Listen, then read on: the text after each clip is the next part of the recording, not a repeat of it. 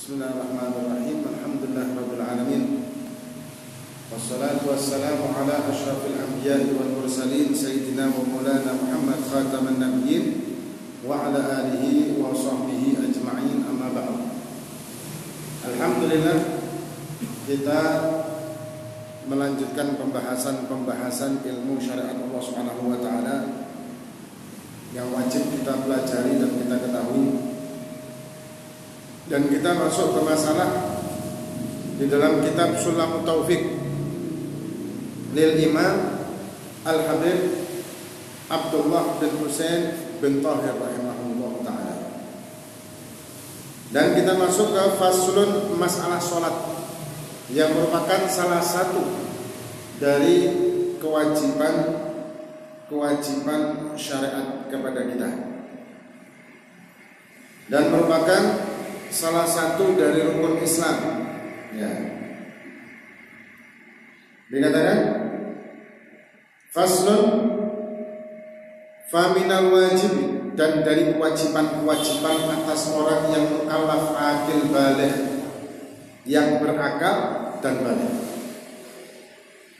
muslim berakal baligh, apa?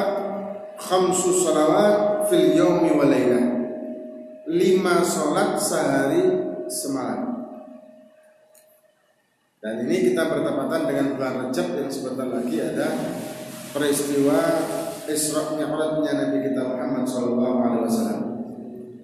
Nah, dalam Isra Mi'raj kanjeng, dalam Mi'rajnya Nabi, kalau Isra itu perjalanan dari Mekah ke Aqsa atau perjalanan malam Isra. Kalau Mi'raj itu perjalanan naik dari Aqsa naik ke Sidratul Muntaha dan mendapatkan perintah sholat salah satunya. Nah, perintah sholat tersebut bagi umatnya 5 kali dalam satu hari, mulai subuh sampai isya. Dan ini merupakan wasilah bagi umat Nabi kita Muhammad SAW untuk berkomunikasi dengan Allah Subhanahu wa taala, untuk mendekatkan diri kita kepada Allah Subhanahu wa taala, dan untuk menyempurnakan amaliyah di kehidupan kita di dunia, dan juga untuk menjaga kehidupan kita di dunia menjadi kehidupan yang baik dan sesuai dengan apa yang kita harapkan. Nah, dikatakan as-salat itu tanha 'anil fahsya'i wal munkar. Salat itu mencegah kemungkaran, mencegah kekejian, mencegah sesuatu yang tidak kita suka di dunia. Tapi salat yang sesuai aturan, sahnya dan syarat diterimanya. Kalau kita tidak diterima salat kita, ya kita tidak ada manfaat. Nah, kemudian apa saja 5 waktu tersebut dalam satu hari satu malam, termasuk Jumat. Jumat itu pengganti zuhur bagi orang yang sholat Jumat. Kalau orang sudah sholat Jumat itu tidak wajib sholat zuhur. Dikatakan yang pertama abdur,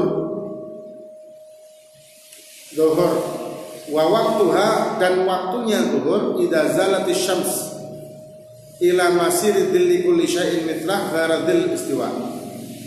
Yang pertama adalah zuhur, dan dinamakan zuhur karena pertama kali sholat di dalam Islam.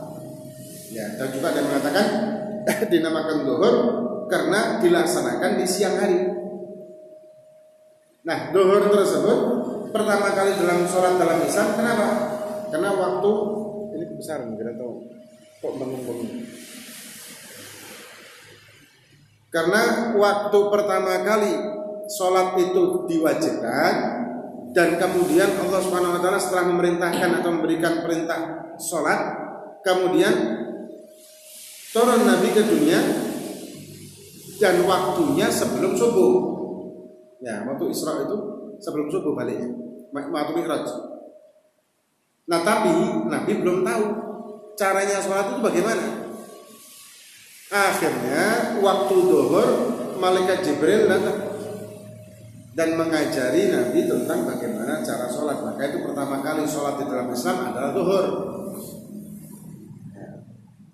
Dan waktunya kapan zuhur ini? Waktunya ketika matahari tergelincir atau bayang-bayangnya ke arah, kalau di Indonesia ya, bayang-bayangnya itu muncul ke arah timur, bayang-bayang benda muncul ke arah timur, itu masuk waktu zuhur.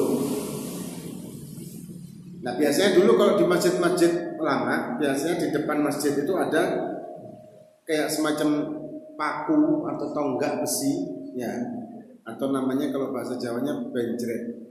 Betul? Hah? Benjret kan? Nggak tahu kenapa dinamakan benjret. Hah?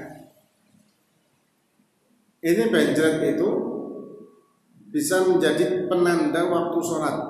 Ketika bayang-bayangnya benjret tadi itu muncul ke arah timur, ini masuk waktu zuhur. Masuk waktu zuhur. Idza zalatus syams, ketika tergelincirnya matahari. Ila masiri dhilli kulli syai'in mithla gharadil istiwa. Sampai kapan? Sampai bayang-bayang ke arah timur tersebut jaraknya sama dengan benjretnya atau dengan tonggaknya tadi. Misalkan tonggaknya itu 10 cm, maka bayang-bayangnya itu 10 cm. Ini waktu zuhur selesai. Jadi batas waktu zuhur, begitu muncul bayang-bayang tonggak tadi itu yang 10 cm, anggap ya, itu muncul sedikit, itu sudah masuk waktu zuhur. Sampai bayang-bayangnya, ukuran jarak bayang-bayang tersebut 10 cm, maka itulah selesainya waktu zuhur. Ghardil istiwa, yang selain waktu istiwa. Ya, waktu istiwa itu kebanyakan di beberapa daerah beda-beda. Ya, waktu istiwa itu beda-beda. Dan juga matahari itu kan biasanya kan ke arah selatan dan ke arah utara, dan itu ada munculnya bayangan ke arah yang sebaliknya. Itu tidak dihitung. Kemudian wal asr, dan waktu asar. Kapan waktu asar ini? Waktu asar setelah selesai waktu zuhur. Ketika bayang-bayang sudah sampai 10 cm, jadi dari jarak ujung dari itu ya, lewat sedikit ini masuk waktu asar. Sampai kapan? Wa waktu min ba'du waqti dhuhri ila maghibis syamsi, sampai tenggelamnya matahari. Kalau kita bisa melihat di padang pasir atau di lautan, itu matahari seolah-olah masuk ke dalam lautan atau seolah masuk ke dalam padang pasir. Ya, ini tenggelam matahari atau ghurub syams. Nah, ketika matahari itu hilang dari pandangan, kalau jaraknya itu lurus, maka itulah selesainya waktu asar. Tapi kalau daerah-daerah seperti kayak kita ini kan ketutup Gunung Kawi kayak kita ya. Gunung Kawi kan di arah barat ini Kawi. Hah? Barat apa Kawi? Arjuna kan agak sana. Ini Kawi sama Putih Tidul kalau salah. Iya. Hah? Arah barat. Putih Tidur. Putri Tidur sama Putra Tidur sebelah sana. Gunung Putri Tidur sama Kawi kalau tidak salah ini ketutup kita di sini. Nah, ada di lain mazhab itu menyatakan bahwa ketika matahari sudah mulai masuk itu waktu maghrib atau selesai waktu asar. Tapi kalau kita mazhab Syafi'i, tenggelam matahari penuh baru selesai waktu asar dan masuk waktu maghrib. Maka itu kalau misalkan kita ini di waktu Ramadan, biasanya kan kita dengar adzan itu dua waktu kalau adzan maghrib. Ya kan, ada 2 waktunya. Ada yang kaceknya itu 1 menit biasanya, atau 2 menit. Kita milih yang mana? Kita milih yang Syafi'i, yaitu ketika tenggelam matahari penuh baru itu masuk waktu maghrib. Jadi bukan ketika mulai tenggelam, tapi sudah hilang mataharinya. Nah kemudian yang ketiga adalah maghrib, yang tadi saya katakan wa waqtuha min ba'di maghibis syamsi ila maghibis syafaqil ahmar. Dan waktu maghrib adalah ketika matahari itu sudah tenggelam, itu waktu maghrib. Sampai kapan? sampai hilangnya mega berwarna merah. Karena ketika matahari itu tenggelam, arah sana itu kelihatan ada merah di ufuk ya, di atas ya. Di atas itu kelihatan merah. Itu kalau tidak mendung dengan posisi di sini ini gelap, itu kelihatan merah. Nah merah-merah di ufuk di atas itu lambat laun akan menghilang menjadi gelap. Nah hilangnya merah tersebut karena pantulan matahari. Hilangnya merah tersebut itu sudah selesainya waktu maghrib. Ya, tidak mesti ya 1 jam lebih kalau nggak salah. Nah masuk waktu isya. Wal isya wa waqtu min ba'di waqtil maghribi ila tulu'il fajr shadiq. Waktu isya matahari tadi mega warna merah tadi hilang, kemudian masuklah waktu isya. Sampai kapan waktu isya? Ini waktu yang paling panjang. Sampai ila tulu'il fajr shadiq, sampai naiknya fajar shadiq. Fajar yang benar. Loh, fajar itu ada yang tidak benar ya. Di dalam fikih disebutkan ada fajar shadiq, ada fajar kadzib. Kalau fajar shadiq itu menandakan waktu subuh masuk. Kalau fajar kadzib belum, sebelumnya biasanya pakai tarhim. Adzan pertama. Dan itu apa hukum adzan pertama? Bagus. Adzan pertama itu bagus, istimewa untuk membangunkan orang tahajud karena waktu istimewa itu. Sepertiga malam sudah hampir mendekati subuh, eman-eman. Jadi ketika kita bangun sekalian sholat subuh, kita bangun di waktu tersebut, kita tahajud, kita melakukan apa saja yang merupakan amaliyah sholihah, maka berpahala tahajud. Dan perlu diketahui bahwa tahajud itu bukan nama sholat, tapi nama waktu. Waktu tahajud. Ya. Jadi bukan nama sholat, tapi waktunya tahajud. Gitu. Nah kemudian fajar shadiq itu fajar kadzib itu ada terang di arah timur sana, itu terang. Terangnya itu memanjang ke atas sebentar. Ketika memanjang ke terang, tapi terang ini menjadikan gelap lagi. Bukan tambah terang, tapi gelap. Ini waktunya fajar kadzib, bukan fajar subuh. Kemudian ada lagi fajar shadiq. Setelah itu tidak berapa lama muncul cahaya yang vertikal, bukan horizontal ya. Cahaya horizontal, yang tadi vertikal kan. Cahaya horizontal yang lambat laun tambah terang. Nah inilah masuknya waktu fajar atau subuh. Sampai kapan? Subuh wa waktuha min ba'di waqtil isya tadi ila tulu'i syamsi, sampai naiknya matahari. Kalau di daerah sana ini, kalau kita ke Tutup Semeru, Malang ini kan masya Allah diapit dengan gunung ya. Sebelah timur Semeru, sebelah barat Kawi sama Gunung Putri, sebelah utara Arjuna, sebelah selatan ada bukit juga sih sebelah selatan kan. Bromo sini, Bromo timur. Sana ada bukit tapi bukan gunung, bukit kemudian pantai. Ya masya Allah Malang, kupengi gunung. Nah karena tidak kelihatan di sana, tidak kelihatan. Kecuali kalau padang pasir atau lautan kelihatan matahari itu muncul naik. Nah ketika matahari itu terlepas, seolah-olah muncul dari balik atau dari dalam lautan atau dari dalam padang pasir atau dataran muncul. Nah inilah selesainya waktu subuh. Ya. Ada yang nanya, matahari itu apakah memutari bumi? Apakah bumi itu datar? Kan banyak tuh yang ngomong kayak gitu, bumi datar, bumi bulat. Ada senggegeran juga masalah bumi datar, bumi bulat. Kalau menurut ulama-ulama kita, ulama-ulama aswaja terutama, bumi itu bulat, bukan datar.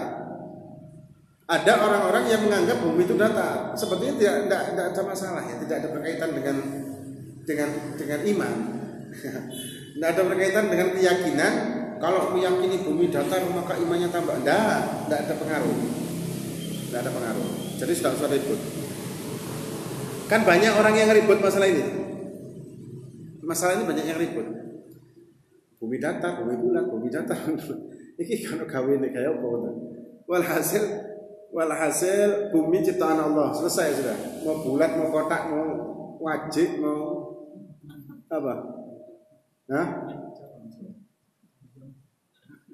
tapi kalau menurut ulama-ulama kita aswaja, bumi itu bulat dan bumi berputar dan memutar di matahari, dan matahari merupakan pusat bintang di galaksi kita, di tata surya kita.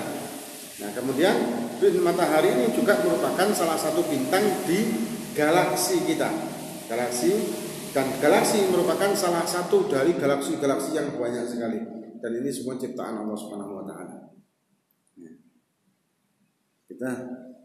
Kita diperintah oleh Allah Subhanahu wa taala untuk memandang ciptaan Allah segala macam. Kaifa sama'i rufi'at, kaifa al-ardi nusibat, kaifa al-ardi sutihat. Kaifa sama' diangkat langit tersebut. Insyaallah. Nah, kemudian ketika muncul matahari tersebut, ini waktu isyraq namanya. Waktu isyraq itu kalau kita sholat isyraq istiqomah, sholat 4 rakaat, 2 rakaat salam, 2 rakaat salam, atau langsung 4 rakaat juga boleh, dengan niatan usolli sunatul isyraq, maka pahalanya kalau istiqomah ya seperti haji dan umrah sama kanjeng Nabi Muhammad SAW. Kemudian diikuti dengan disambung dengan duha. Duha itu setelah naiknya matahari sepenggalah atau sejarak 1 tombak, atau kira-kira kalau tidak salah sekitar 16 menit kalau nggak salah, atau mungkin 15 menit atau sekitaran itulah. Itu waktunya duha. Makanya ketika ada riwayat bahwa Nabi kita Muhammad SAW sholat duha 12 rakaat, yang dimaksud adalah 4 rakaat pertama itu isyraq, yang 8-nya duha. Maka duha itu maksimal adalah 8, isyraq 4 ya. Nah, kemudian kalau kita sholat subuh di waktu tersebut bagaimana? Sholat subuh kita qadha.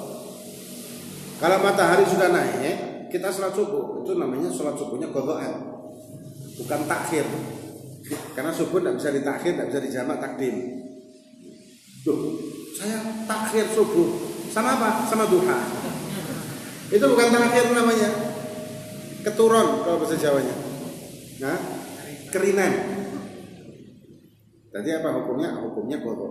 Terus ada lagi, kalau kita sholat subuh qadha ini tadi siang hari atau pagi hari di tempat yang terbuka dengan kehadirannya orang, ya, dengan kehadiran ada orang lain, maka kita dianjurkan untuk tidak pakai kunut. Loh, kenapa? Karena memicu ghibah. Bukan berarti kita munafik, bukan ya. Bukan kita diajari untuk bermunafik, untuk pura-pura baik, bukan begitu. Jangan melakukan sesuatu yang memancing dan memicu ghibah, rasan-rasan. Maka kalau kita misalkan ya jam 6 pagi kita sholat subuh di hadapan banyak orang, di keluarga kita mungkin, atau di keluarga besar kita misalkan, atau mantan anyar, di keluarga mertua, terus sholatnya itu pakai Allahumma ada itu afid. Ini kan akhirnya bikin fitnah, bikin yang ini kayak tangi, yang ini kayak cukup, yang ini tadi tahu kan? Nah, menjadi pemicu rasan-rasan.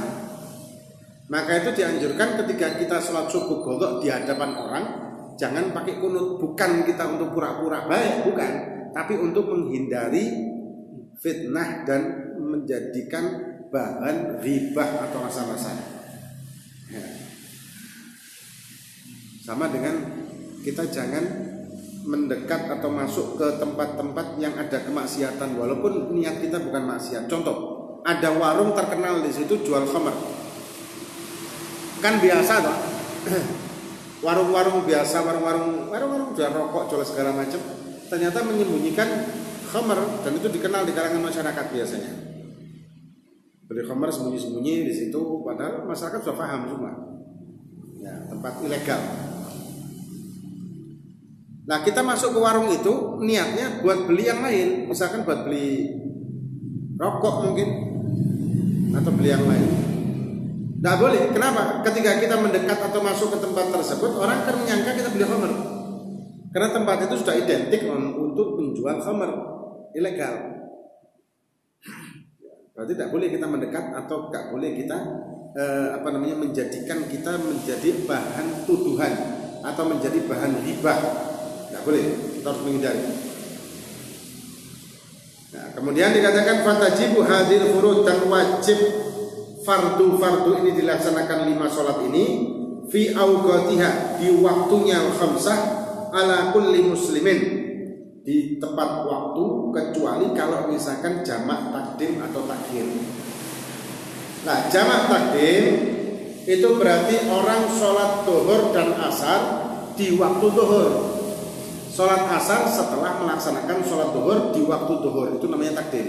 Atau sholat isya dikerjakan setelah maghrib di waktu maghrib, itu namanya jamak takdim. Hanya 2 ini, zuhur dan asar, maghrib dan isya. Ya. Kalau takhir, maka sholat zuhur dikerjakan di waktu asar, baik setelah sholat asar atau sebelum waktu asar, itu fleksibel. Beda dengan takdim. Kalau takdim harus zuhur dulu baru asar, atau maghrib dulu baru isya. Kalau takhir itu boleh walak-walik, boleh asar dulu kemudian zuhur, atau zuhur dulu baru asar, boleh isya, karena lihat sikon, lihat waktu. Atau sholat maghrib dikerjakan di waktu isya, baik setelah atau sebelum sholat isya. Itu namanya takhir.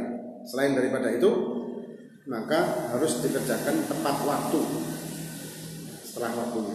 Dan orang kalau istiqomah sholat 5 waktu tepat waktu selama beberapa saat atau 40 hari aja lah, maka hidupnya enak loh. Moro-moro rezeki lancar, moro-moro usahanya kebuka kabeh, moro-moro bisnisnya gampang, moro-moro ada proyek, moro-moro walhasil ono ae lah. Ono ae.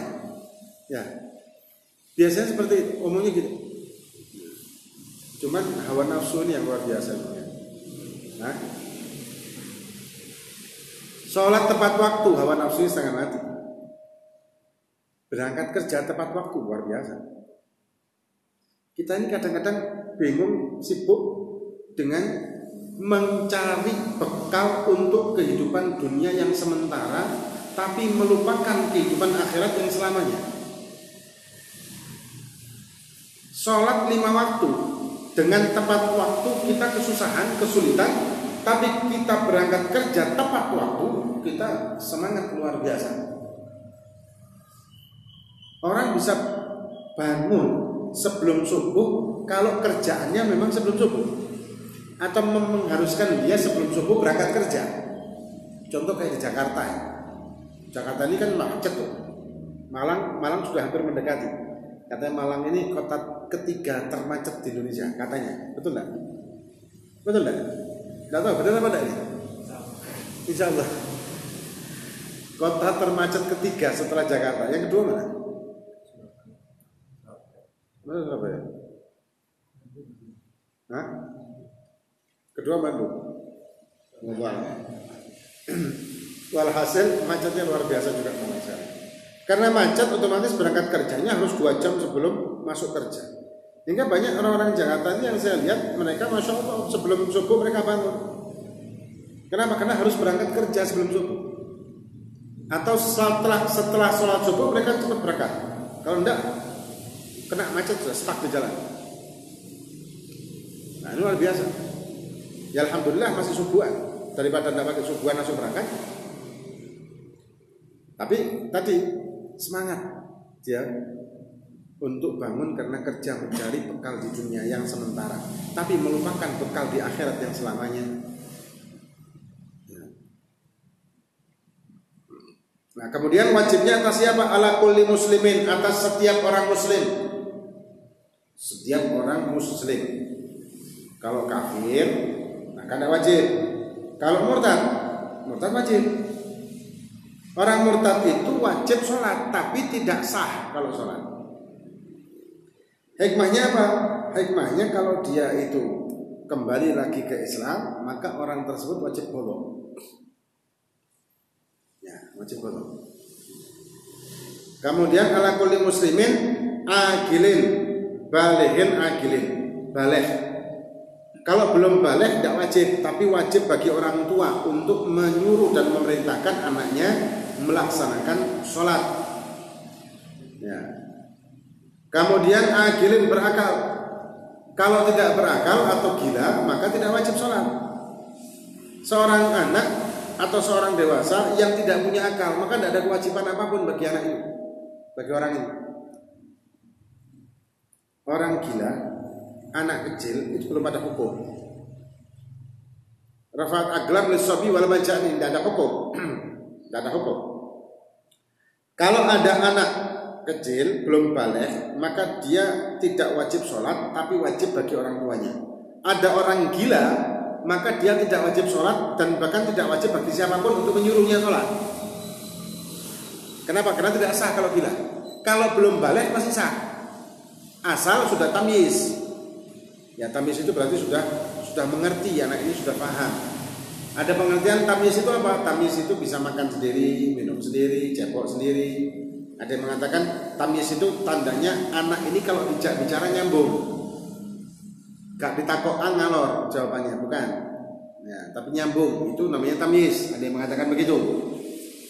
Nah, kemudian tahirin suci itu bagi wanita. Tidak wajib sholat bagi wanita yang haid atau nifas. Tidak wajib. Bahkan qadhanya pun haram. Ada yang mengatakan, Ibnu Hajar mengatakan qadhanya wanita yang dia qadha'i sholat waktu haid, dia qadha'i ketika suci, hukumnya haram. Kalau Imam Ramli mengatakan makruh, tapi ya buat apa? Walaupun makruh, tidak ada pahalanya. Kemudian fayahrum taqdimuha ala waqtiha wa ta'khiruha anhu bi ghairi udrin. Ini sudah kita bahas tadi. Haram hukumnya mentakhir atau mentakdim sholat tanpa udzur. Lah udzurnya musafir dengan jamak tadi. Jamak takdim atau takhir. Dan itu penjelasan tentang jamak insyaallah nanti akan kita bahas. Ada pembahasan sendiri masalah jamak. Nah, kemudian ada juga udzur lain, yaitu kalau kita tidak sengaja ketiduran. Tanpa sengaja kita tertidur. Nah, orang membanguni orang tidur kalau waktu sholat, kalau setelah azan maka hukumnya wajib membanguninya. Gugah tidurnya orang yang wajib sholat setelah azan, itu hukumnya wajib gugah. Kalau sebelum azan hukumnya sunnah. Sebelum azan hukumnya sunnah. Setelah azan hukumnya wajib. Nah, kalau ada yang gugah, tidak ada yang banguni, tahu-tahu dia kebablas sampai naik matahari. Bagaimana hukum sholatnya? Hukum sholatnya qadha. Dosa enggak kalau tidurnya tanpa sengaja. Dalam arti memang dia tidur beneran, maksudnya tidur di waktu-waktunya dia tidur, yang dia biasanya bangun sebelum subuh dengan tidur tersebut, tapi karena kecapean bablas. Beda dengan orang yang dia memang melean jam-jam 4 gitu sengaja tidur, setengah 4 sengaja tidur, dan dia yakin kalau saya tidur sekarang tangi-tangi ini keringan.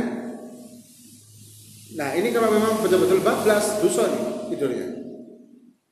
Karena dia tahu dan yakin kalau saya tidur pasti bablas. Itu tidak boleh. Harus sholat dulu. Harus nunggu sholat. Terus bagaimana kalau sholat di siang? Tidak boleh dong, belum waktunya. Belum waktunya. Terus ya baik sabar.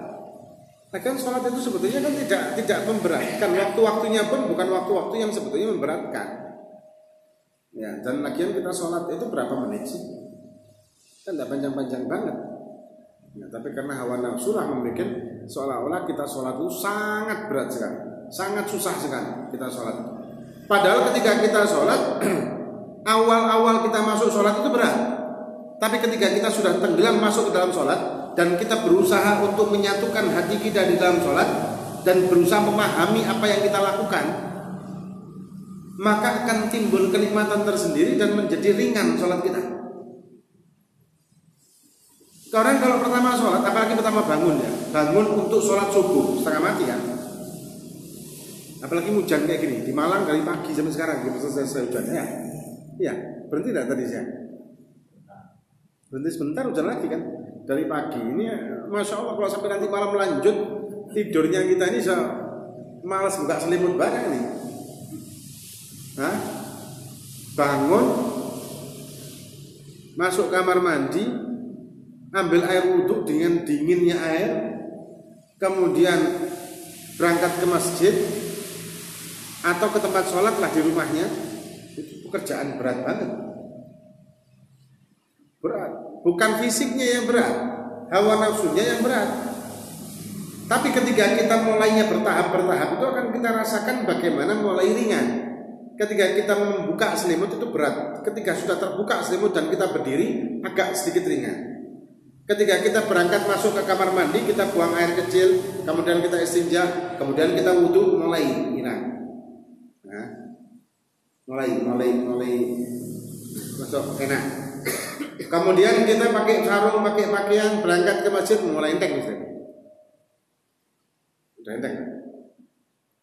Tapi ngawalinya ini perjuangan yang luar biasa, ngawalinya, ya, luar biasa. Tapi setelah itu enak. Nah ini muka-muka bermanfaat bagi kita. Fiddin wantun yang akhir ada yang mau nanya? Ya. Saya tanya soal jamaah. Saya kemudian masuk waktu bisa. Sementara saya lihat jamaah maghrib sama isya. Terus saya waktu datang di masjid, isanya sudah sampai. Apa kita menunggu isya dulu?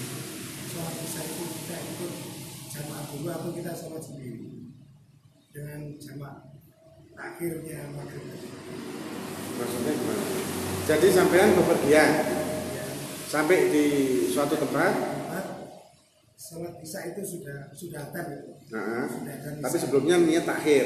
Niat takhir. Nah, Apakah saya sholat isya dulu atau menunggu jamaah isya yang di masjid ini selesai? mending langsung ikut jamaah. Kan takhir toh. Ya. Nah, takhir ikut jamaah isya barengan sama jamaah di masjid. Setelah selesai kita berdiri sholat maghrib.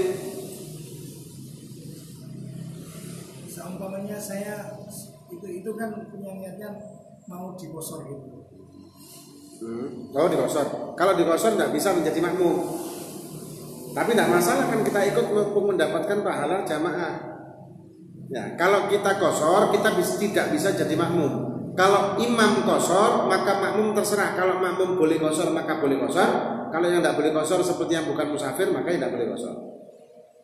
Jadi imam salam terus melanjutkan yang tidak kosor. Tapi kalau makmumnya yang musafir, imamnya tidak musafir, maka si makmum tidak boleh kosor. Tidak boleh. Ya. Nah kalau posisi yang jenengan tanyakan tadi, ketika kita sudah sampai masjid, sedang ada jamaah isya, sedangkan kita jamaah takhir dan kosor juga, maka kalau bisa kosornya tidak usah, kita ikut jamaah supaya dapat fadilah jamaah. Setelah selesai sholat jamaah isya, kemudian kita baru sholat maghrib untuk takhirnya. Nah itu tidak masalah. Kayak gitu. Adzan. Nunggu adzan dulu. Adzan dulu habis itu lanjut. Nah, adzan dulu ya. Adzan habis itu lanjut pertanyaan.